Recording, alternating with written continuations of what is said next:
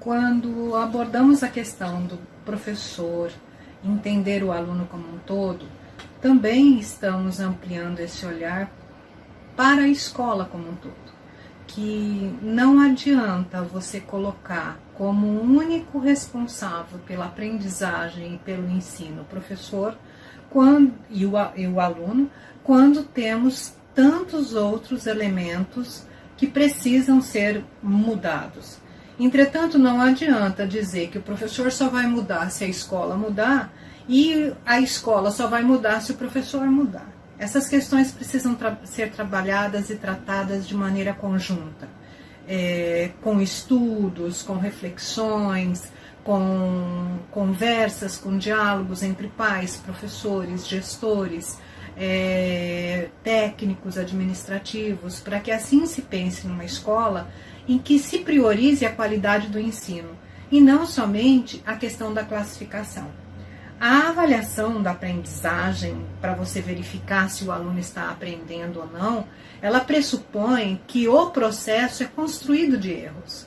E esses erros precisam ser o tempo todo revisitados, reformulados e reconfigurados. Ou seja, se eu, enquanto professora, tenho uma prática pedagógica que não consigo levar o ensino até o meu aluno, eu preciso ter múltiplas ações diferenciadas para que o aluno aprenda, porque cada aluno tem o seu tempo e cada aluno tem o seu ritmo. Em muitos relatos de estudos, de dissertações, de teses, de monografia e de trabalhos de conclusão de curso, temos o conceito de que a avaliação ela serve para punir, para classificar e principalmente para elaborar os conceitos de quem aprende e de quem não aprende.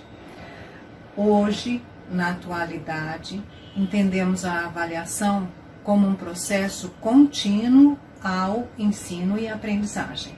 Ou seja, a avaliação ela acontece durante o processo de ensino-aprendizagem, ou seja, concomitantemente. Você vai ensinando e vai fazendo com que o aluno se autoavalie nesse processo e se conheça e principalmente suas dificuldades. Com isso, as intervenções pedagógicas do professor terão muito mais sucesso. Uma avaliação, como muitas escolas ainda praticam, ela é excludente, ela é classificatória. Por quê? Porque ela exclui aqueles que não conseguem aprender e é classificatória porque coloca quem tira uma boa nota como um bom aluno e quem tira uma nota baixa como um péssimo aluno. Então, atualmente, pensar em mudar a escola também é mudar a forma como se avalia seus alunos, como você enxerga esse processo enquanto professor. E aí, é claro, há uma resistência muito grande dos professores em mudarem sua prática pedagógica, porque tem que enxergar o aluno como um ser que tem dificuldades e que, portanto, é humano e que, portanto, precisa de novas práticas e, consequentemente, de novas ações. Nesse contexto, nós temos a gestão escolar, que nem sempre tem esse conhecimento na área da avaliação, a coordenação pedagógica, que nem sempre acompanha os professores, ficam mais numa ação de tarefeiros, e principalmente os professores, por não terem cursos de atualização, acabam tendo muita dificuldade de perpassar por um novo modelo de avaliação que considere o aluno como o sujeito e que esse sujeito precisa ser informado de como está a sua aprendizagem. E essa informação não deve ocorrer somente nos bimestres ou ao longo do mês letivo. Ela deve ocorrer concomitantemente à sua aprendizagem, para que o professor possa se subsidiar dessas informações e implementar novas práticas pedagógicas. Então, a avaliação ela deixa de ter esse caráter excludente e classificatório e passa a ter um caráter muito mais inclusivo, muito mais acolhedor ao processo de aprender. E ao refletir sobre a questão do fracasso escolar, sobre a ampliação desses espaços que ultrapassam a sala de aula, ultrapassam o professor, ultrapassam os alunos, é que existem alguns questionamentos no texto apontado por Celso Vasconcelos que eu acho pertinente. Eles estão na página 46. Eu acho que é de bom tom a gente fazer esses questionamentos.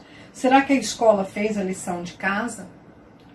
Tem projeto político-pedagógico? É efetivo? Ele acontece ou ele está só no papel? Há um projeto disciplinar? O regimento escolar está coerente com o projeto político-pedagógico? Os pais participam da construção do projeto político-pedagógico? Os pais receberam cópia da matrícula, do PPP no ato da matrícula? Há unidades de linguagem e de ação entre direção, coordenação, professores e funcionários? Será que o professor fez a lição de casa? Ele é um professor só de passagem ou ele participa efetivamente da construção do PPP?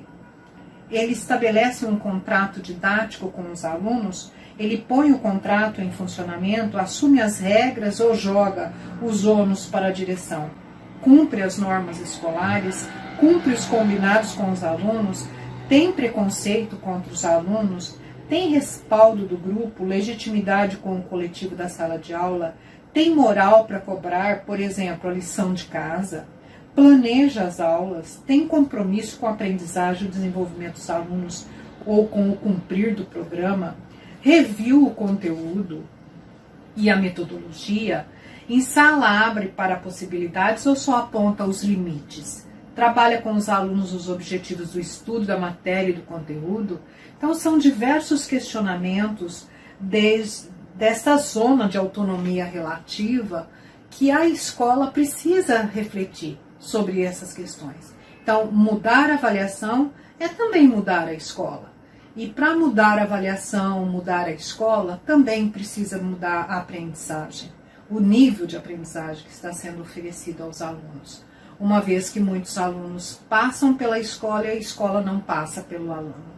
Ou seja, a escola finge que ensina e o aluno finge que aprende. Então, essas questões precisam ser colocadas como se fossem prioridades, onde o conhecimento, ao ser tratado pela escola, ele seja um conhecimento efetivo, que se transforme em ação, que o aluno, ao longo de toda a sua trajetória escolar, ele vá aprendendo os conteúdos sistematizados e acumulados ao longo das gerações, que são os conteúdos programáticos, assim como as ações éticas, morais, que vão fazer com que ele se torne uma pessoa cada vez melhor, um ser humano cada vez mais amplo, um ser humano mais completo, que compreenda o outro, que aprenda com o outro e que ajude o outro. Essa é a grande propositura de uma avaliação da aprendizagem que leve em consideração uma perspectiva formativa, onde o importante é formar seres melhores para atuarem numa sociedade em desenvolvimento e, consequentemente, não se sentirem excluídos desse movimento, dessa mudança que é cotidianamente um ato que acontece, que ocorre. Uma das questões também que acho muito pertinente, o autor, na página 48, ele traz algumas recomendações para que o professor tome consciência de que, às vezes, aquele discurso de que tudo é muito difícil, tudo é muito complicado, as questões são muito amplas, eu não consigo resolver. Muitas vezes essas práticas, elas podem ser resolvidas no contexto da sua própria sala de aula. Então, na página 48, tem itens, né, que começam com avaliação com ênfase no essencial e assim por diante, que vai até a página 53, ele vai dizer a possibilidade de você mudando essas práticas pedagógicas no dia a dia da sua sala de aula, para que assim você, aos poucos, vá reformulando esse espaço excludente classificatório da avaliação. E também,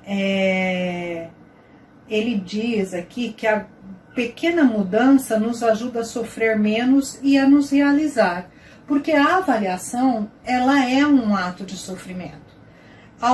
Ao longo de todo o processo de ensino-aprendizagem, quando um professor se debruça sobre um dos instrumentos avaliativos, nesse caso a prova, e ele constata que mais de 80% dos seus alunos não aprenderam, gera um desgosto muito grande, gera uma insatisfação do professor muito grande. Por quê? Porque o professor é muito sensitivo a essas questões, ele sabe quando o aluno está aprendendo e quando não está. Então, a avaliação como um suporte ao processo de ensino e aprendizagem faz com que o professor, e principalmente se os aspectos que advêm dessa avaliação forem positivos, faz com que o professor se realize profissionalmente.